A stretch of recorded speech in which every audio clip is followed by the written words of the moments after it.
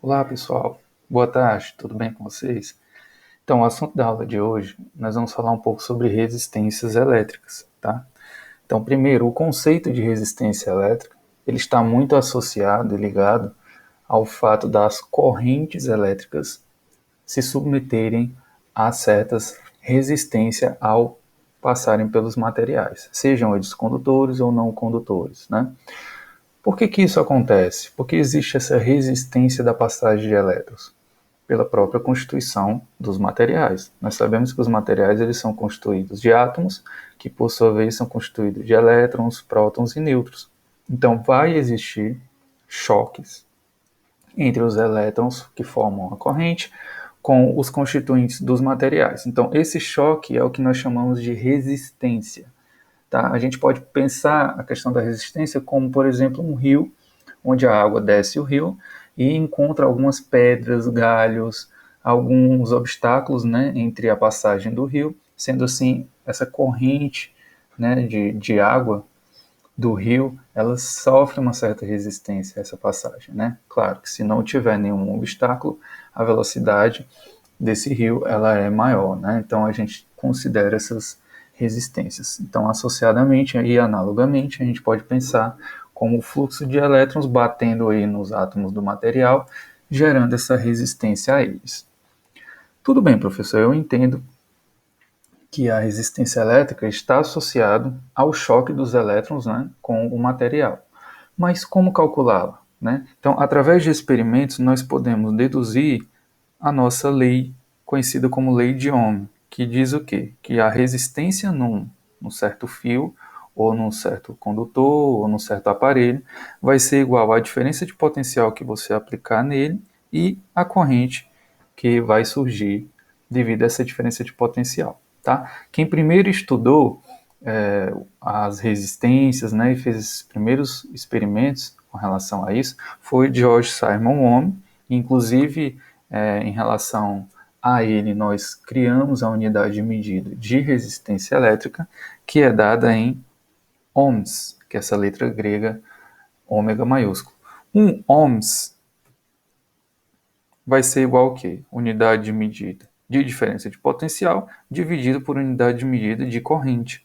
Nós sabemos que a unidade de medida de potencial é em volts e a de corrente é em amperes. Logo, nossa definição de ohms vai ser 1 volt por amperes. Ok? Nós também temos, né, e como vocês podem ver no livro de vocês, outras unidades para expressar resistência elétrica. Por exemplo, o quilo-ohm. Tá? Lembrando que esse prefixo K ele vai representar 10 elevado a 3, ou 1000.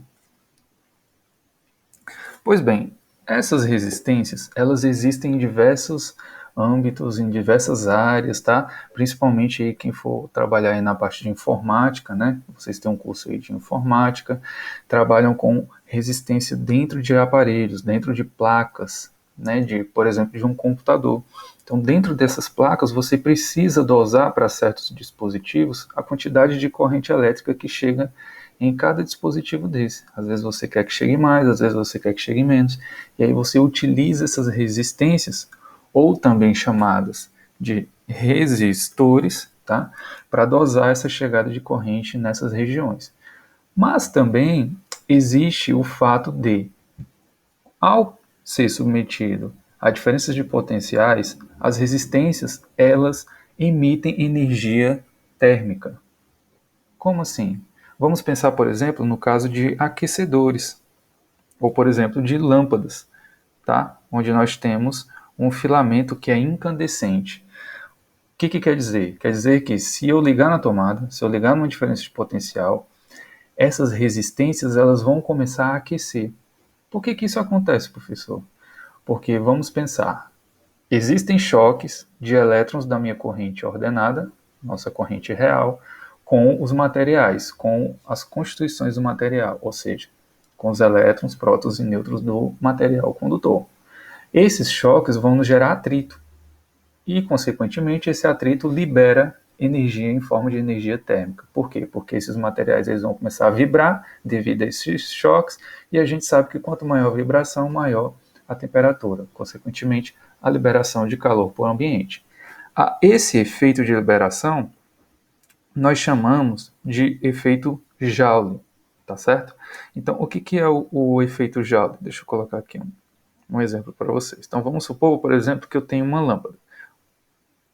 A gente vai representar esse símbolo por uma resistência, tá, pessoal?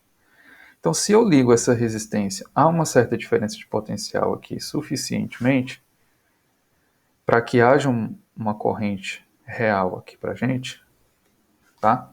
O que vai acontecer?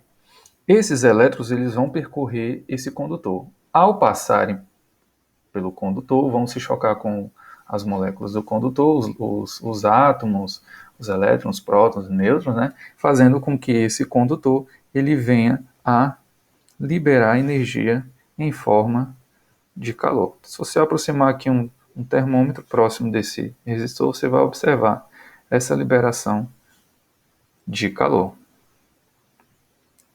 Isso é o que nós estamos chamando de efeito Joule. Tá certo?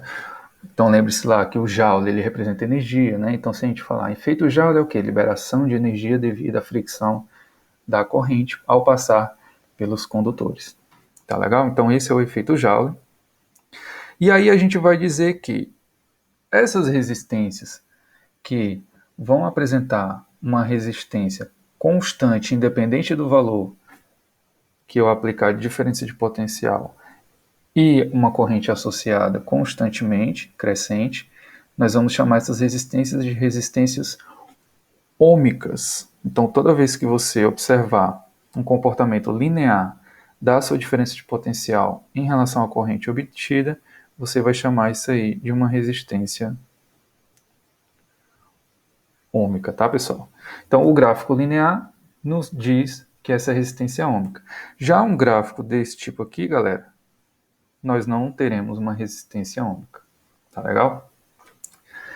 Existe também uma outra forma de você analisar a potência dos resistores. Ó, potência de uma lâmpada, né? Muitas vezes a gente vai falar, a potência de uma lâmpada de 100.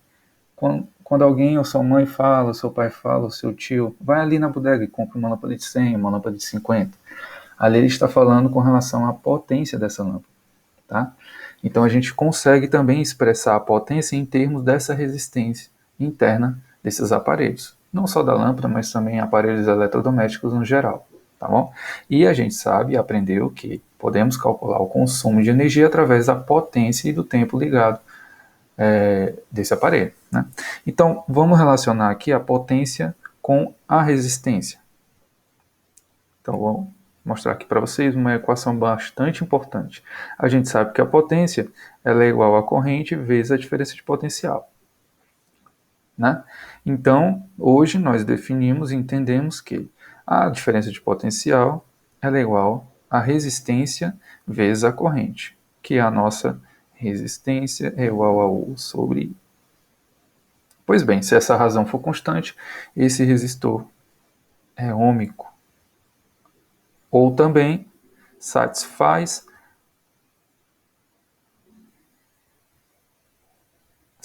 a lei de Ohm.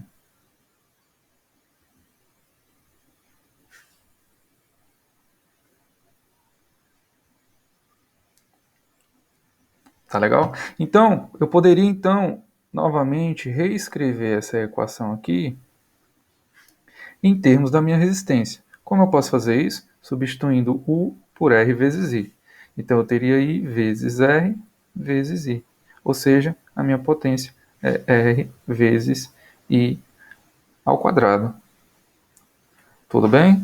Pois bem, então também poderia reescrever essa minha potência. Ao invés de substituir o valor de U, eu substituiria o valor de I. Como assim, professor? Nessa equação aqui eu não substituí o valor de U, então vamos substituir o valor de I, da lei de Ohm. Da lei de Ohm a gente sabe que a corrente é igual a diferença de potencial sobre a resistência. Tá? Por quê? Porque U é igual a R vezes I, passou R dividindo, I é igual a U sobre R. Sendo assim, eu vou substituir o valor desse I na fórmula do π. U sobre R, que é o I, vezes U, ou seja, U ao quadrado sobre R. Pois bem, nós chegamos aqui em duas equações também importantes para o cálculo de potências, dado uma certa resistência. Qual que eu vou usar? Se eu tiver a resistência corrente, R vezes E ao quadrado. Se eu tiver a diferença potencial e a resistência, U ao quadrado sobre R. Então vamos para um exemplo resolvido do livro de vocês. Dado uma experiência de laboratório, um aquecedor de água é submetido a uma diferença de potencial de 40 volts, sendo então percorrido por uma corrente elétrica de intensidade 0,2 amperes. Tá? Então foi dada a diferença de potencial e foi dada a corrente que passa pelo aquecedor. Então, na letra A, ele pede que a gente calcule o quê? A potência elétrica que se dissipa nesse resistor. Tá? Então, a potência vai ser a corrente vezes a diferença de potencial. Lembrando que a diferença de potencial tem que estar em volts e a corrente em amperes. Como ambas estão nas unidades corretas, basta que substituímos e calculemos o produto, 8 watts de potência. Ok? Na letra B, para calcular a energia elétrica dissipada, a gente precisa lembrar que a energia é a potência vezes o tempo. Nós já temos nossa potência e nós temos o tempo. 3 minutos, pessoal, tá? 3 minutos equivale a 180 segundos. 180 segundos. Então, nossa energia elétrica ela vai ser 1.440 joules. Professor, eu aprendi que essa energia ela também pode ser dada em quilowatt-hora, que é a unidade que a Enel cobra minha conta de energia, né? Claro, a sua energia ela também pode ser dada nessa unidade. Basta que você transforme a potência em quilowatt e o teu tempo em hora. Tudo bem? Se você fizer uma conversão também, lembrando que 3,6 vezes 10 elevado à sexta equivale a 1 kWh, você também consegue chegar na expressão da energia para essa unidade, tá? Pessoal, para finalizar essa questão, nós vamos calcular a resistência elétrica nesse resistor. Tudo bem? Então, a resistência nós definimos como sendo a diferença de potencial sobre a corrente, tá? Então, vou ter 40 dividido por 0,2, que dá igual a 200. Qual a unidade de medida de resistência? É o ohms. Muitas vezes você também pode encontrar em termos do quilo-ohms. Tá legal? Como é que eu faço isso? Divide por 1000. Então a vírgula vai dar 3 casas. Você vai ter 0,2 quilo-ohms. Pois bem, para finalizar nossa aula, vamos resolver a questão 57 do livro. Tá? Determine o valor da resistência elétrica de uma torneira elétrica, cuja potência vale 4.500 watts, fabricada para funcionar sobre uma tensão de 127 volts. Então, nós temos a potência e nós temos o potencial. Para calcular nossa resistência, o que nós vamos fazer? Nós vamos usar a relação que envolve potência, potencial e resistência. Então, a nossa resistência, eu vou trocar a posição desses dois caras aqui, pessoal, porque eu quero calcular o valor de R. Então, vou ter U ao quadrado sobre P. Então, a minha resistência vai ser 127 ao quadrado sobre 4.500. Então, a minha resistência vai dar quanto, pessoal? 127 ao quadrado. Vamos fazer aqui a calculadora. 127 vezes 127 dá 16.129. Dividido por 4.500 vai nos dar aproximadamente 3,6 ohms. Tudo bem? Ok, então eu vou pedir que vocês assistam essa aula, né? Revejam caso vocês tenham alguma dúvida, façam os exercícios relativos a esse tópico no livro, tá bom? E quem ainda não terminou as atividades que eu propus nucleares, termine, que essa semana eu estarei recebendo. Tá legal? Até a próxima aula e fiquem bem. Um abraço.